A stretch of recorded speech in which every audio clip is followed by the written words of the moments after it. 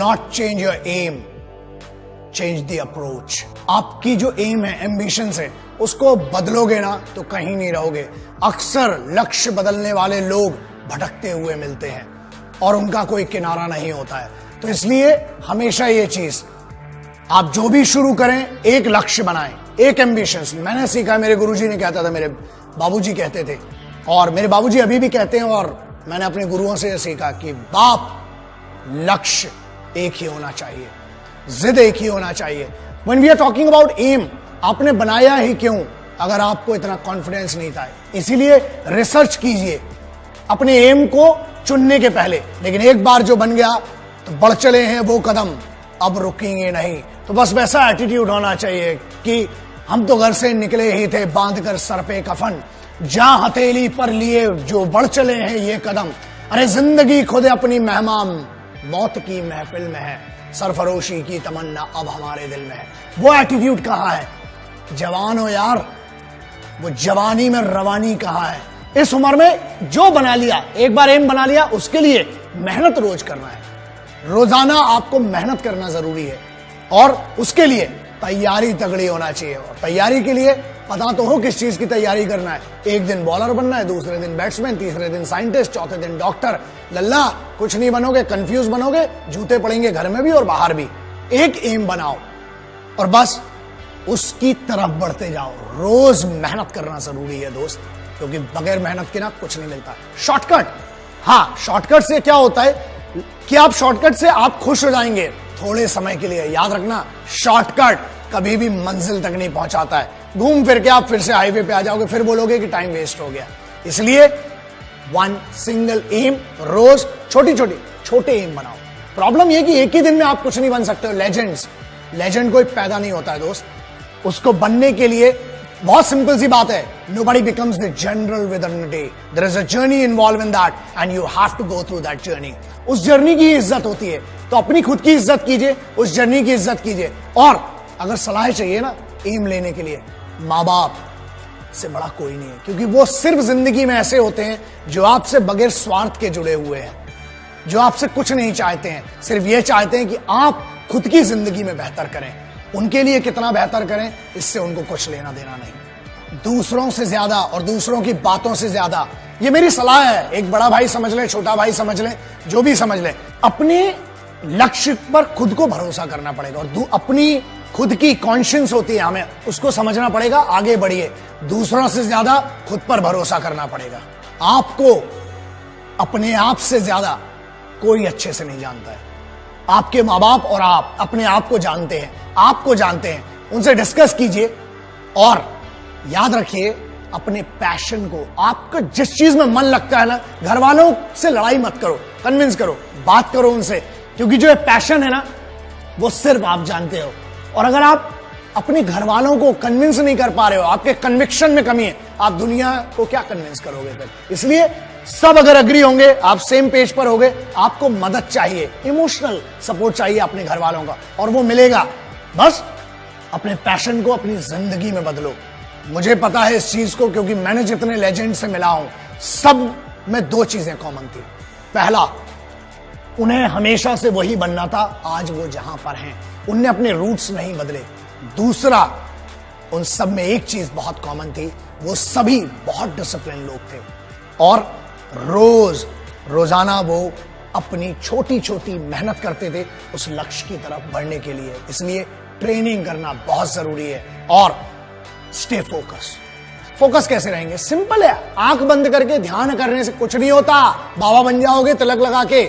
Sorry, मैं किसी religion की बात नहीं कर रहा हूं, लेकिन पीर फकीर हो, बाबा बनने से कुछ नहीं होने वाला। यार सिविलाइज हो, यहां पर हो, आपके माँ बाप के साथ रहकर फोकस रहो ना। रोजाना आपको अपने आप के लिए 8 घंटे देना है, बस, इससे ज्यादा कुछ नहीं देना है। सोचो, अपने आप को एनालिसिस करना पड़ेगा, आपको अपनी एनर्जी को चैनलाइज कीजिए, बस पैशन में लगाइए, फिर देखिए मजा क्या आता है। एक शिकायत बड़ी कॉमन सी है कि टाइम कम पड़ जाता है। दुनिया में जितने बड़े लोग हुए हैं ना, 24 घंटे ही थे सबके पास, 32 घंटे, 36 घंटे और 40 घंटे।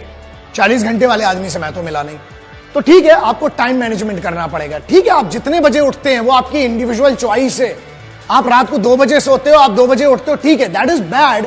बट ठीक है, कई लोगों की लाइफ स्टाइल ऐसी है, उनकी मजबूरियां भी हैं जो नाइट शिफ्ट में काम करते हैं। आप जब भी उठें ट्रेनिंग करें। दूसरा, एक बहुत सिंपल सी चीज है, जब ट्रैफिक होता है ना तो हॉर्न बजाने से कुछ नहीं होने वाला, और ना आप उड़ के जा सकते हो। स्पाइडर में ना असल में नहीं होते दोस्त, और अगर उड़ के जाओगे तो चालान भी लगेगा, पिटाई भी पड़ेगी। तो ट्रैफिक को दोष मत दो, कोशिश ये करो कि पहले निकलो। वक्त से पहले जब आप निकलेंगे तो आप जगह पर पहुंच जाएंगे। टाइम मैनेजमेंट, हर चीज का टाइम डिसाइड करना पड़ेगा आपको। बस टाइम डिसाइड कीजिए, आगे बढ़िए और कंप्लेंट्स कम कीजिए। सिपाहियों को अपने लक्ष्य का पता होता है। Being a simple son of this motherland, I have the responsibility to speak about our soldiers, जो सबसे ज्यादा मेहनत करते हैं। बहुत सिंपल है ना, एक टास्क दिया जाता है, चाहे वो बंकर बनाना हो, चाहे वो राशन लाना हो, चाहे घर बनाना हो, चाहे अपनी एक रेजिमेंट को मूव करना हो, चाहे जंग लड़ना हो। याद रखिए, वो कभी शिकायत नहीं करते हैं, बस वो काम करते हैं, मेहनत करते हैं, क्योंकि उनका लक्ष्य क्लियर है कि हमें ये करना है। छोटे छोटे लक्ष्य बनाइए और उन छोटे छोटे लक्ष्यों के लिए रोजाना छोटी छोटी मेहनत कीजिए। एम को सीधा रखिए और बेइज्जती होना बहुत जरूरी है। मैं हमेशा कहता हूं, जब बेइज्जती होती है ना तो अंदर एक आग जग जाती है, और उस आग की दम पे ही आप करते हो। तेज भागने के लिए आग की जरूरत है। रॉकेट को देख लेना, कभी नीचे आग लगी होती है, इसीलिए इतना तेज भागता है। सो बेइज्जती, बस एक बात याद रखना, कभी ना कभी, कहीं ना कहीं आपको काम करना पड़ेगा अपने लिए, क्योंकि आपके माँ बाप की या आपके रिलेटिव्स ने कभी ना कभी, कहीं ना कहीं कुछ ऐसा कहा होगा जो बेइज्जत किया होगा। उस बेइज्जती को याद करना, वो पावर देती है। हमें एक फियर होना चाहिए, वो डर होना चाहिए हमें कि यार अगर मैं कुछ नहीं कर पाया तो मेरी फैमिली के लिए मैं रिस्पॉन्सिबल हूं। अपने परिवार के लिए उस बेइज्जती को सहन करो, और उन सभी लोगों को जिनने आप पर शक किया है, आपकी ईमानदारी पर शक किया है, आपके पेरेंट्स की परवरिश पर शक किया है, उनको साबित करो कि वो गलत थे और आपकी परवरिश बहुत अच्छी थी। उतार चढ़ाव जिंदगी में आना जरूरी है। हमारे यहां कहीं पढ़ा था कि हार्ट बीट जो है ना वो भी ऐसी चलती है, तो डरो मत उससे, धीरे धीरे हमें चलना है। मैंने एक ट्रक के पीछे बहुत सालों पहले पढ़ा था कि धीरे धीरे चलेंगे तो बार बार मिलेंगे, और अगर बहुत तेज चलेंगे तो हरिद्वार मिलेंगे। तो याद रखना, हमें धीरे धीरे चलना है, और पहले मंडे आता है, फिर ट्यूसडे आता है, फिर दिन चलते हैं। डायरेक्ट संडे नहीं आता। हल्की हवा चलती है, उससे नींद आ जाती है पंखे की हवा में, ठीक है, लेकिन बहुत तेज हवा चलती है ना तो तूफान में घर भी उड़ा ले जाती है। इसलिए छोटी छोटी मेहनत करेंगे, छोटे छोटे एम बनाएंगे। जब कंफ्यूजन हो, पेरेंट्स के पास जाओ। अरे हर दुनिया के हर शास्त्र में लिखा है, इवन कुरान शरीफ में, मेरे एक यार ने बताया था मुझे कि एक फर्जंद की औकात अपनी वालिदा के सामने, वालिदा के सामने एक घायल परिंदे की होती है। पैरों में जन्नत बताई गई है। हर धर्म कहता है कि अपने माँ बाप के पास जाके सरेंडर कर दो, कोई भी प्रॉब्लम हो। मैं अगर आज आपके सामने खड़ा हूं ना तो ये मेरे बाबूजी हैं, ये मेरी माँ है, सिर्फ उनके कारण ही खड़ा हूं, और उनकी वो परवरिश है, उनकी वो छोटी छोटी चीजें हैं, वो याद रखता हूं। कोशिश करता हूं कि मेरे उस एक्सपीरियंस से शायद आपका भला हो पाए। और मेरे पिताजी की एक बड़ी अच्छी चीज है जो सीखी थी कि बुरे वक्त में सिर्फ दो ही चीजें काम आती है। पहला, अपने ही बाजुओं की ताकत, और दूसरा अपनी ही अकल। इसलिए मतलब क्या है इसका मतलब यह है कि आपको अपना फिजिकल, अपना बॉडी भी ट्रेन करना है, अपना माइंड भी ट्रेन करना है। और ये वो चीजें हैं जो कंप्यूटर पर बैठकर नहीं हो सकती है दोस्त। धूप में जाना पड़ेगा। पूरी जनरेशन को 93% अर्बन कल्चर में विटामिन डी डेफिशिएंसी है। क्यों? क्योंकि धूप नहीं मिलती है। नेचर दुनिया का सबसे बड़ा गुरु है, तो जाइए जरा, उसका भी मजा लीजिए। और जब आप ट्रेंड होंगे ना लक्ष्य के लिए, एक बात बताइए, आप बहुत सक्सेसफुल बन गए, उसके बाद क्या करेंगे अगर उस सक्सेस को एंजॉय नहीं कर पाए तो? इसलिए सक्सेसफुल बनना, सक्सेस के मायने सबके लिए अलग हैं दोस्तों। मेरे लिए यह है कि एक गरीब बच्चे की मैं मदद कर पाऊं, कुछ लोगों की अपने ज्ञान से, या जो भी मुझे छोटा सा लिटिल माइक्रो नॉलेज जिसको मैं कहता हूं, उससे कभी किसी की मदद कर पाऊं। यह है मेरा लक्ष्य। बहुत सिंपल है कि मुझे दो चीजें करना है, और जो मेरी जिद है और मैं करके रहूंगा। पहला, भारत में हर महिला को आत्मरक्षा, सर्वाइवल टैक्टिक्स आना जरूरी है और कंपलसरी होना चाहिए। Karate, judo, taekwondo, martial arts की बात नहीं कर रहा हूं, मैं बात कर रहा हूं survival tactics, how to use available accessories, और उसका उपयोग करके बचना कैसा। हर महिला को आना चाहिए, हर बच्ची को इंडिया में आना चाहिए। दूसरा, 1.5 साल की मिलिट्री ट्रेनिंग कंपलसरी। जो मैं लक्ष्य की बात कर रहा हूं ना, अगर वो ट्रेनिंग करी होती आपने तो शायद आज डिस्कशन ही नहीं कर रहे होते। Every Indian, every individual should be train for minimum 1.5 year.